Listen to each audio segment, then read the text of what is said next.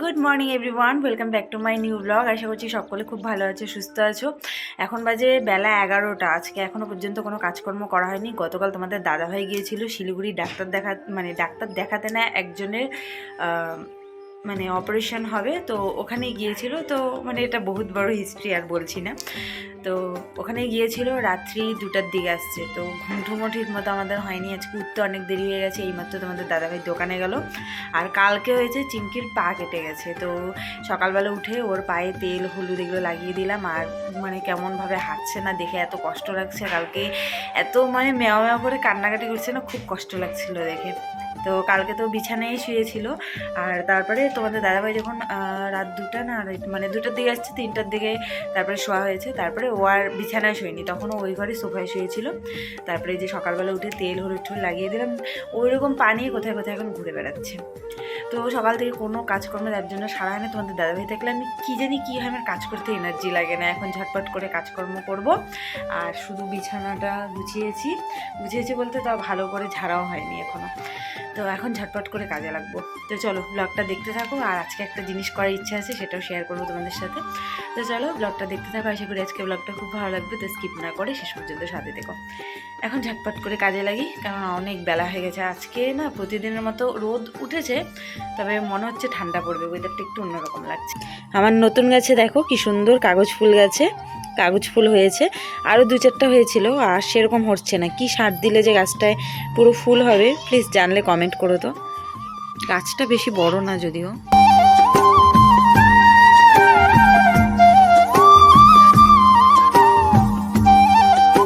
যেদিন থেকে ইউটিউবে এসেছি, বিশ্বাস করো ভীষণ বড় একটা আশা নিয়ে এসেছিলাম যে হ্যাঁ ইউটিউবে কিছু একটা করতে পারবো, নিজের একটা জায়গা করতে পারবো, অনেককেও ভালোবাসা দিবে। কেউ ভালোবাসা দেয়নি এটা বললে ভুল হবে, কেউ কেউ কিন্তু ভালো ভালো কমেন্টও করে। কিন্তু যেই রকম আশা করেছিলাম যে হবে, সেটা হয়নি। হয়তো এখানে আমারই গাফিলতি আছে। তো এটা ভেবে ভেবে মাঝে মাঝে মনটা ভীষণ খারাপ হয়। জন্য আগে ডেইলি ব্লগ শেয়ার করতাম, এখন মনে করো তারপরে 2 দিন পরে, 1 দিন পরে করতাম, তারপরে 2 দিন 3 দিন 4 দিন 5 দিন, এখন কি 6-7 দিন হয়তো ব্লগ দিই। ও ছেড়ে দিতে পারি না, কারণ এটা আমার বিরাট বড় একটা স্বপ্ন, শখ বলতে পারো। তার জন্য পুরোপুরি ছেড়ে দিতে পারি না। বাজার নিয়ে আসছে এখানে শাক দেখলেই, আর 2 রকমের মাছ। একটা হচ্ছে, আর এই দেখো পায়ে ব্যথা নিয়ে কই গেল, পায়ে ব্যথা নিয়ে মাছের গন্ধে চলে আসছে এখানে। কোন পায়ে ব্যথা চিঙ্কি? ওই দেখো ওই পাটা কিভাবে হাঁটে, কি হচ্ছে। সবসময় যে জীবনে সব স্বপ্নই পূরণ হবে এমনটা নয়, কিন্তু কিছু কিছু সময় আশা থাকে যে হ্যাঁ যদি হতো। আর আজকে আমি বহু বছর থেকেই করছি, প্রায় 3 বছর থেকে ইউটিউবে ভিডিও দিচ্ছি। মাঝখানে আমি বেশ শর্টসও মানে করতাম, শর্টস ভিডিও করতাম, এডিট করে রেগুলার দিতাম, ভালো ভিউজও আসা শুরু হয়েছিল। কিন্তু তারপরে না ওই যে কাজের চাপে না এনার্জিটা একদম শেষ হয়ে যায়। মানে সারাদিন কাজকর্ম করে তখন ইচ্ছে করে না যে গুজে গুজে ভিডিও করি বা কোনো কিছু করি, অতটা এনার্জি হয় না। তো যার জন্যই মনে করো একটু পিছিয়ে যাচ্ছি। তো তবুও করছি, দেখা যাক। তো এখানে আমি এদিকে মাছটা যে ধুয়ে আনলাম মাঝখানে, আর এখানে তারপরে ঘরটা ঝেড়ে নিচ্ছি। আর প্রত্যেক দিন গ্রিলগুলোতে এত পরিমাণে ঝুল পড়ে যে কি বলবো। রং করা আছে তাও যে এত ঝুল পড়ে কেন কে জানে। আগে কিন্তু রং করা ছিল না, তখন পড়তো, আমি ভেবেছিলাম রং করা হবে তখন হয়তো এতগুলো পড়বে না, এত ঝুল পড়বে না, কিন্তু দেখছি না, একই ব্যাপার। তো ওগুলো একটু ঝাড়লাম তারপরে চলে আসলাম মুছতে। আর কদিন থেকে না আমার ইচ্ছে হচ্ছে যে এই ঘরটায় নতুন কিচেনে রান্না করেই ফেলি, এরকম একটা মনের মধ্যে চলছে।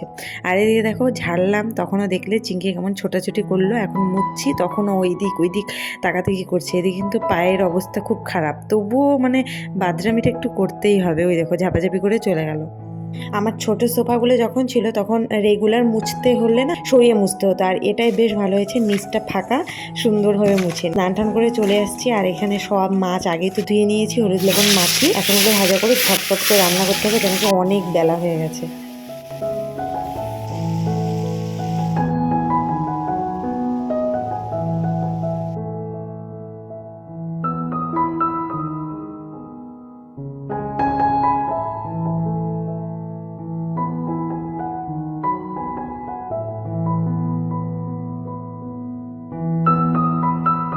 সত্যি বলতে না শাঁকা শাঁকা রান্না করতে করতে আমার কড়াইটাও পুড়ে গেছে, আর খাবারেরও এখন আর কোনো টেস্ট পাই না, আর খিদেটাও যার জন্য পায় না। ওই তোমাদের দাদাভাইয়ের জন্য কম তেলে রান্না করতে হয়। তো আজকে অনেক দিন পরে গলদা চিংড়িটায় তাও একটু তেল দিয়েছি, মানে প্রতিদিন পরিমাণের থেকে একটু বেশি দিয়েছি, দেখলে বুঝতেই পারবে। তো ওই আর কি পেঁয়াজ রসুন আর কাঁচা লঙ্কা চিড়ে গরম মশলা লাস্টে দিয়ে দিলাম।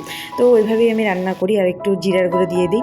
আর তারপরে করেছিলাম সর্ষা শাক, আর গরম গরম সর্ষা শাকের এই ঝোলটা দিয়ে ভাত দিয়ে খেতে এত ভালো লাগে, মনে হয় না আর অন্য কিছু লাগে, ভীষণ ভালো লাগে খেতে। আবারও আমি ব্লগ করতে ভুলে গিয়েছিলাম। এখন বাজে 4:20, আমরা ভাত খাবো। এক ঘরে রান্না করি, আরেক ঘরে ভাত তরকারি রাখি, তারপরে আরও এক ঘরে আমরা খাওয়া দাওয়া করি। আর তোমাদের দাদা ভাইয়ের এত ঠান্ডার মধ্যেও জামা কাপড় পরে না, মানে এটা কি স্বভাব না অভাব আমি কিছু বুঝি না। কোনটা কটিজন? ও বাবা, চুলদারি কেটে আসছো? কোথায় যাবে? বিয়ে বাড়ি? জঙ্গলিগুলোর যে মতো লাগতেছিল, তুমি না বলতেছিল ও জঙ্গলির মতোই না, ঠিক ছিল। তুমি না বললে জঙ্গলি লাগতেছে, ভালো লাগে না। ও বাবা, জঙ্গলি বলি নেই, বলছি বুড়া। এখন কি ছুরা ছুরা লাগতেছে? না, কেমন লাগতেছে, ভালো না। ইস, আবার আয়নায় দেখে, আগে খাও।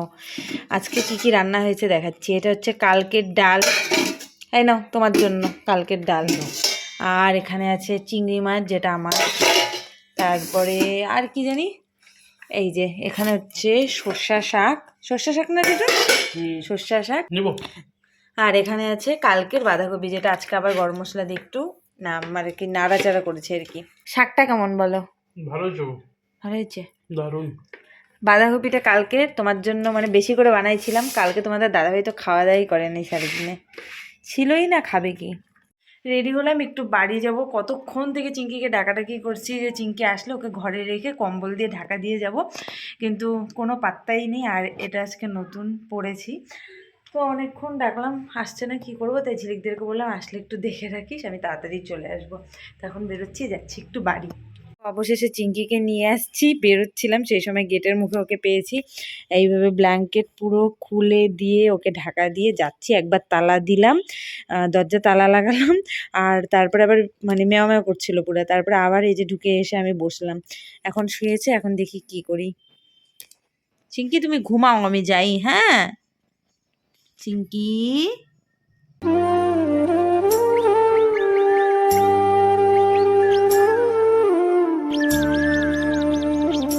তো বাড়ি চলে এসেছি, আর ওখানে গিয়ে ব্লগ করা হয়নি। চিঙ্কির জন্য আমার এত খারাপ লাগছিল। তারপরে আসলাম, দেখি বিছানায় শুয়ে আছে। এই যে এখন আসার সাথে সাথে এই পায়ে পায়ে আমার ঘোরাঘুরি করছে। এখন বানাবো রুটি, ড্রেস ফ্রেস চেঞ্জ করে রুটি বানাবো। আর চিঙ্কির পায়ের ব্যথাটা এখনও কমেনি, দেখো কীভাবে হাঁটছে। চিঙ্কি এই যে কোথায় যায় যে, মানে ও কোথায় যে আসতে চায়, আমার কোলে না কোথায়, কোলে। এই যে আমি এখানে বসছি, ও বসে পড়তে যাচ্ছে, পিছনের পাটায় সেই ব্যথা। চিঙ্কি, চিঙ্কি, এই যে আমি বসলাম এখানে, ও দেখো বসে পড়লো এখানে, কাণ্ডটা দেখো। সারাদিন আমি এত ফোনে কথা বলি না, আমার মনে দুটো ফোনের ভীষণ দরকার, যার জন্য আমি ব্লগ ঠিক মতো করতে পারি না, মার সাথে কথা বলি। হ্যাঁ, চোখে প্রেশার পড়ে চিঙ্কি। কি হয়েছে? গান শোনায় তোমাকে? না গো, চোখে প্রেশার পড়বে টিটুন, সত্যি আর কি না।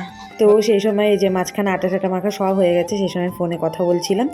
তো তখন বলছিলাম দিদির সাথে। আর এদিকে দেখো আমাদের চিঙ্কি রানীকে দেখো, কি রানী না সরি রাজা, মোবাইল দেখছিল, মোবাইলে ওকে গান শোনাচ্ছিল চুপ চুপ করে, খুব সুন্দর ছিল।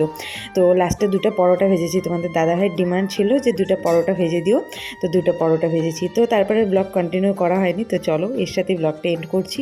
ভালো লাগলে লাইক কমেন্ট শেয়ার করো, দেখা হচ্ছে নতুন ব্লগের সাথে। ততক্ষণ ভালো থেকো আর সুস্থ থেকো, টাটা, গুড নাইট।